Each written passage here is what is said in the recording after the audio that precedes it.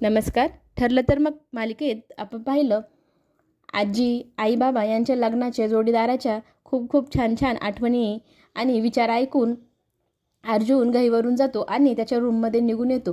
सायली त्याच्या मागे मागे रूममध्ये येते आणि त्याला विचारते, तुम्हाला आता लग्नाचं आणि जोडीदाराचं महत्त्व कळलं की नाही?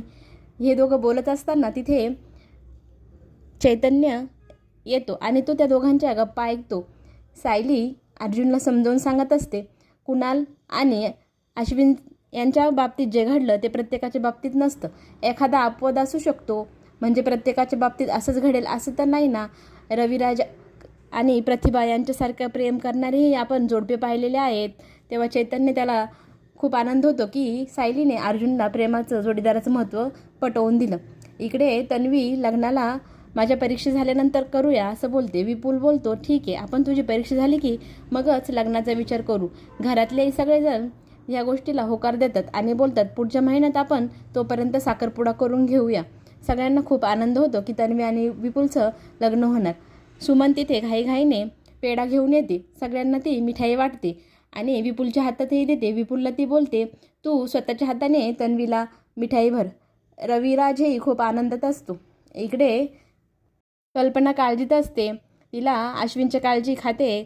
ती विचार करते, हा बाहेर येत नाही, हा असाच खचून जाईल. ती सायलीला बोलते, तू काहीतरी कर, त्याला ह्या सगळ्यातनं बाहेर काढ. तेव्हा अर्जुनही तिथे येतो. अर्जुन आईला बोलतो, तू काळजी करू नको, आपण काहीतरी मार्ग काढूया आणि त्याला ह्या दुःखातून सावरून घेऊया. तेव्हा सायली बोलते, मला एक कल्पना सुचली आहे, आपण ती युक्ती वापरू आणि अश्विन भाऊजींना पटवून देऊ सगळ्या घराचं महत्त्व. इकडे तन्वीला खूप राग आलेला असतो. तिला विपुलशी लग्न करायचं नसतं. ती बोलते, त्या बावळट मूर्खाशी कोण लग्न करणार? ह्या रविराजलाही काही काम नाही, तो माझं लग्न लावत आहे, मी ते करणार नाही. आजीला सायली ती कल्पना सांगायला जाते की आपण काहीतरी करून अश्विन भाऊजींना ह्या सगळ्या दुःखातनं बाहेर काढूया. तेव्हा आजी बोलते, तू बाहेरची आहे, या सगळ्यांपासून दूर राहा, ह्या गोष्टींमध्ये तू पडायचं नाही.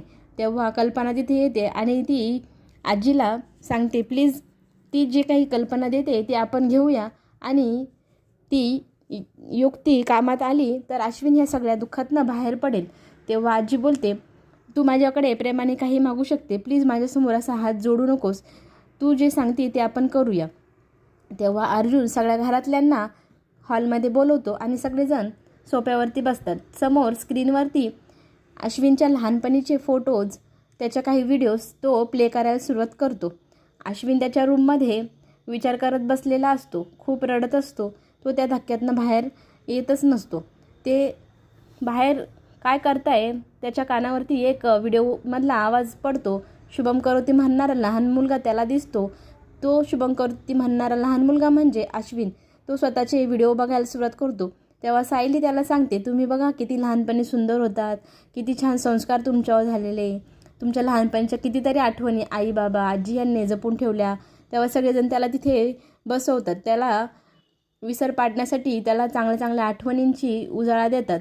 त्याला लहानपणीच्या व्हिडिओमधले काही गोष्टी दाखवतात.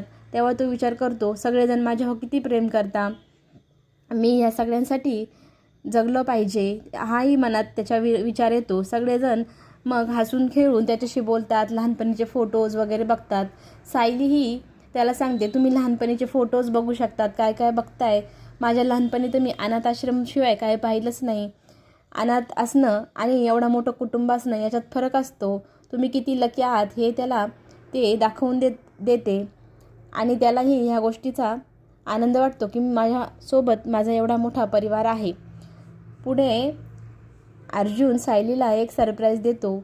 वेगवेगळ्या चिठ्ठ्याही तो तिथे ठेवतो आणि ही सगळी गंमत तो बघत असतो बाथरूममधनं लपून. परत पुढे सायली येते. सायलीला आणखी एक चिठ्ठी सापडते. असे करत करत खूप साऱ्या चिठ्ठ्या सापडतात आणि त्या चिठ्ठ्या ती वाचू लागते. प्रत्येक चिठ्ठीवरती फक्त थँक्यू थँक्यू थँक्यू असंच लिहिलेलं असतं. ती विचार करते, ह्या एवढ्या चिठ्ठ्या कोणी इथे ठेवल्या? मग अर्जुन गपचूप बाथरूममध्ये लपतो आणि कानोसा घेत असतो आणि सायली त्या चिठ्ठ्या वाचत असते. मग तो बाहेर येतो. तेव्हा ती विचारते, काय करत होतात? तेव्हा तो सांगतो, काही नाही, मी बाथरूममध्ये गेलो होतो. म्हणे, हे काय आहे? मग ती त्याला जाब विचारते, ह्या कसल्या चिठ्ठ्या तुम्ही माझ्यासाठी ठेवले, हे फूल कशासाठी ठेवलं? तेव्हा तो बोलतो, तुम्ही मला प्रेम जोडीदार याचं खूप चांगलं महत्त्व पटवून दिलं. माझ्या डोक्यात असलेले ते विचार तुम्ही बाहेर काढण्यासाठी वेगवेगळे प्रयत्न केले, ते मला खूप आवडले. म्हणून मी तुम्हाला थँक्यू म्हणण्यासाठी एवढ्या चिठ्ठ्या लिहिलेल्या आहे. हे सगळं ऐकून तिला खूप हसायला येतं. पुढे काय होणार पाहण्यासाठी पुन्हा भेटू. धन्यवाद.